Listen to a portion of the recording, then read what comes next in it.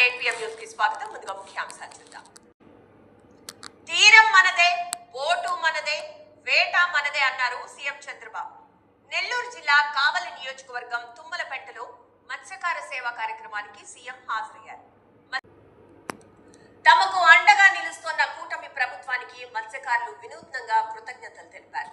వరుసగా రెండో ఏడాది మత్స్యకారుల సేవల పేరుతో నిధులు తెలంగాణ కేబినెట్ తొలిసారి యాదగిరిగుట్టలో భేటీ కానుంది. ఈ నెల 23న మధ్యాహ్నం లక్ష్మీ నరసింహస్వామి ఆలయం చెంతన తెలంగాణలో పాలమూరు ప్రాజెక్టు సెంటర్ గా బిగ్ ఫైట్ కు కాంగ్రెస్ బీఆర్ఎస్ సిద్ధమవుతున్నాయి. 90% పైగా పూర్తయిన ప్రాజెక్టును కాంగ్రెస్ సర్కార్ పట్టించుకోవడం లేదని బీఆర్ఎస్ ఆరోపిస్తోంది. హైదరాబాద్ జలమండలిలో భారీ అవినీతి జలగా ఏసీబీకి చిక్కింది. రెడ్ హిల్స్ డివిజన్ జీఎం అనంత ప్రధాని మోదీపై రాహుల్ గాంధీ తీవ్ర విమర్శలు చేశారు. త్వరలో ఆర్థిక తుఫాన్ రాబోతోందన్నారు. మోదీ ఆర్థిక విధానాలతో పేదలపై భారం పడుతోందని రాహుల్ డీఎంకే అధినేత మాజీ సీఎం స్టాలిన్ సంచలన వ్యాఖ్యలు చేశారు.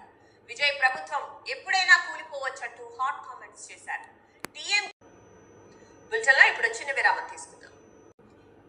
రేపు దేశవ్యాప్తంగా మెడికల్ షాపులు మూతపడనున్నాయి. హక్కుల సాధన కోసం all India organization of chemist and druggist సమ్మెకు పిలుపునిచ్చింది. ప్రేమోన్మాది చేతిలో ప్రముఖ పంజాబీ సింగర్ ఇందర్ కౌర్ దారుణ హత్యకు గురయ్యారు.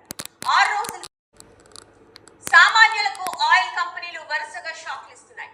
పశ్చిమాసియా ఉద్రిక్తతలతో ఇంధన ధరలు అడ్డు అదుపు లేకుండా పెరిగిపోతున్నాయి. దేశంలో భారత్ లో రష్యా అధ్యక్షుడు పుతిన్ పర్యటన ఖరారైంది. రష్యా అధినేత పుతిన్ మరో 4 ఇవి ఈ బులెటిన్ విశేషాలు. మరో బులెటిన్లో మళ్ళీ కలుద్దాం. అప్డేట్స్ కొనసాగుతూనే ఉంటాయి.